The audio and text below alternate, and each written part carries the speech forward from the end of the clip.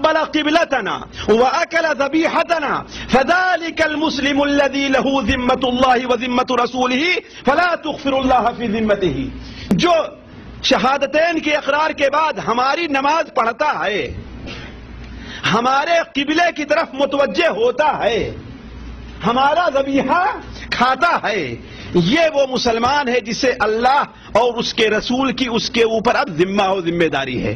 اس لیے تم لوگ بلا کسی وجہ کے اللہ کے ذمے اور اس کی ذمہ داری کو ضائع نہ کرو۔ شیخ الاسلام ابن تیمیہ رحمہ اللہ بیان فرماتے ہیں کسی کے لیے یہ جائز نہیں ہے کہ کسی مسلمان کو کافر قرار دے اگرچہ اس سے غلطی ہو جائے یا وہ کسی خطا کا ارتکاب کرے، یہاں تک کہ اس پر حجت قائم ہو جائے اور حقیقت واضح ہو جائے۔ کیوں؟ اس لیے کہ جس کا اسلام یقین سے ثابت ہوگا وہ شک سے زائل نہ ہوگا، بلکہ حجت کے قیام اور شبہے کا ازالہ ضروری ہے۔ ابھی اس کی میں تھوڑی سی وضاحت کروں گا۔ تیسری بات، آپ اس پر بھی غور کر لیں کہ یہ کوئی ضروری نہیں ہے کہ ہر وہ شخص جو ایک بار مسلمان ہو گیا وہ دوبارہ کافر نہیں ہو سکتا، یہ کوئی ضروری نہیں ہے۔ جو شخص ایک بار لا الہ الا اللہ محمد رسول اللہ کے اقرار کر کے مسلمان ہو جائے، کوئی ضروری نہیں کہ اب دوبارہ وہ کبھی کافر ہو ہی نہیں سکتا۔ جو شخص لا الہ الا اللہ محمد رسول اللہ کے اقرار کر رہا ہے، کوئی ضروری نہیں کہ وہ کافر اور مشرک نہ ہو، نہیں، اس کے لیے اسلام نے کچھ شرائط رکھی ہیں، کچھ فرائض رکھے ہیں، کچھ واجبات رکھے ہیں۔ ابھی میں آپ کے سامنے بعد میں رکھوں گا کہ آخر وہ کون کون سے کام ہیں کہ لا الہ الا اللہ محمد الرسول اللہ کے اقرار کرنے کے بعد قرآن کو حق ماننے، رسول کو حق ماننے، جنت کو حق ماننے، دوزخ کو حق ماننے کے باوجود بھی انسان کافر ہو جاتا ہے، اور یہ چیز قرآن اور حدیث سے ثابت ہے۔ اللہ تبارک و تعالی قرآن مجید میں ارشاد فرماتا ہے ذالک بانہم آمنوا، جی پھر اس کے بعد کیا ہے؟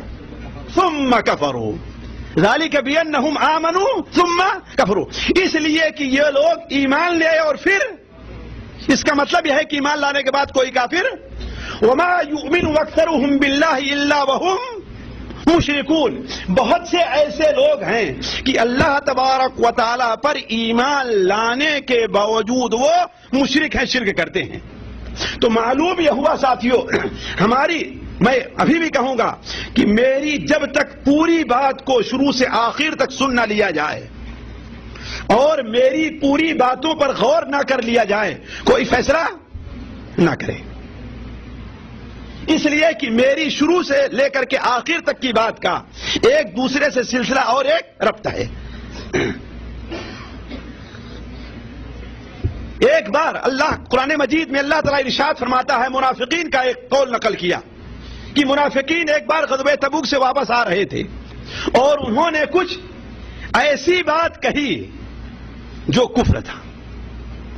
بعد میں آئے کہنے لگے کہ اللہ کے رسول، ہم تو صرف وقت گزار رہے تھے، اپنا راستہ کاٹ رہے تھے اور مذاق کر رہے تھے، لیکن اللہ تعالیٰ نے ان کے اس عذر کو قبول نہیں کیا۔ کیا کہا؟ لا تعتذروا قد کفرتم بعد ایمانکم، اب بہانے نہ بناؤ، اب حیلے نہ تلاش کرو، تم لوگ ایمان لانے کے بعد، علماء خاص شیخ الاسلام ابن تیمیہ کہتے ہیں اس کا مطلب ہے کہ وہ لوگ حقیقی مومن تھے، یہ نہیں کہ منافق نے صرف اسلام کو ظاہر کر، نہیں، وہ حقیقی مومن تھے۔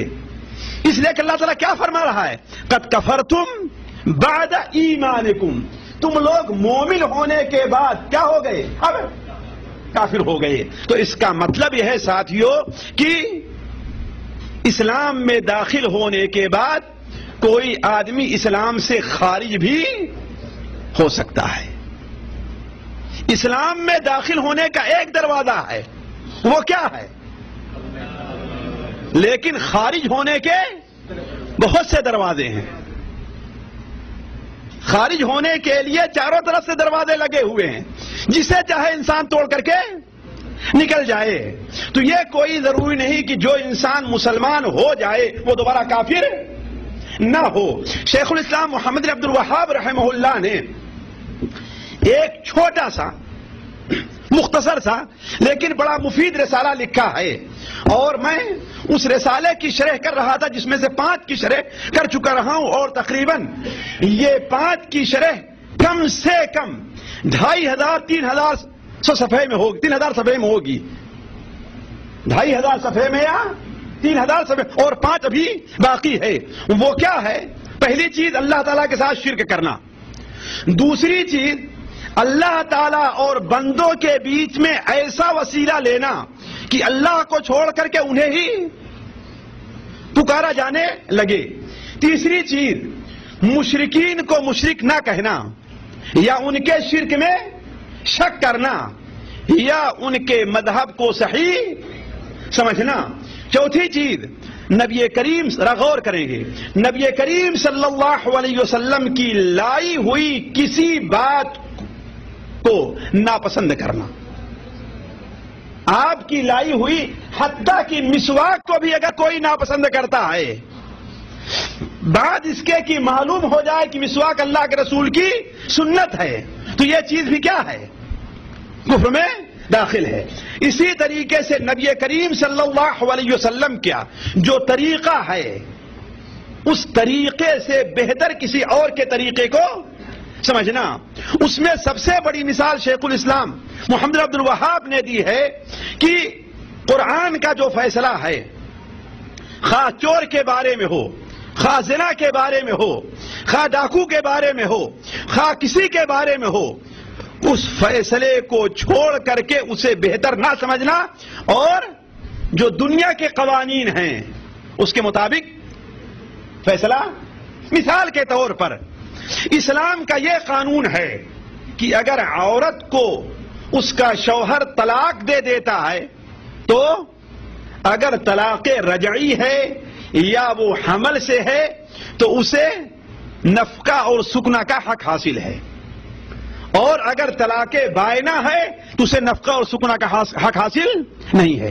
لیکن ہمارے یہاں ہندوستان، پاکستان یا دوسری جگہوں پر جو کورٹ ہیں اس میں کیا ہے جی؟ وہ اس کے خلاف ہے نا۔ تو بہت سے لوگ جانتے ہیں کہ اگر کسی مولوی کے پاس گئے تو ہماری بہن کو، ہماری بیٹی کو صرف کیا ملنے والا؟ اس کی مہر ملے گی، بس اور کچھ نہیں ملے گا۔ اسی لیے وہاں چھوڑ کر کہاں جاتے ہیں؟ یہ چیز کیا ہے ساتھیوں؟ کفر ہے، مذہب سے خارج کر دینے والی یہ چیز ہے۔ اسی طریقے سے دین کا اور اس پر مترتب ثواب کا مذاق اڑانا، مسواک کا مذاق اڑانا، عورت کے پردے کا مذاق اڑانا، داڑھی کا مذاق اڑانا، قرآن مجید کی کسی حکم کا یا کسی آیت کا مذاق اڑانا، یہ ایسا کفر ہے جو بہت عام ہے۔ جادو کرنا یا اس پر راضی ہونا، مسلمانوں کے خلاف مشرکین کی مدد کرنا، یہ عقیدہ رکھنا کہ دین محمدی پر بعض لوگوں کو عمل کرنے کی ضرورت نہیں ہے یا ان کو اس سے فرصت ہے، جیسا کہ لوگ سمجھتے ہیں کہ بہت سے صوفی اور بزرگ جو رہتے ہیں اب انہیں نماز وغیرہ پڑھنے کی ضرورت نہیں ہے، وہ عورت کے ساتھ غیر محرم اور ساتھ خلوت کے اندر بیٹھیں پھر بھی ان کے لیے یہ جائز سمجھا جاتا ہے، جبکہ یہ چیز کیا ہے؟ ناجائز اور حرام، بلکہ اسلام سے خارج کر دینے والی ہے۔ 10ویں چیز ذکر کیا ہے کہ دین سے اعراض کرنا، نہ اسے سیکھنا اور نہ ہی اس کے اوپر عمل کرنا، نماز کا طریقہ نہیں جانتے، توحید اور شرک کی حقیقت کو نہیں جانتے، اس کے لیے بلایا جائے اور اسے سیکھنے کی کوشش نہ کریں، یہ کیا چیز ہے؟ یہ بھی دین سے اعراض کے اندر داخل ہے۔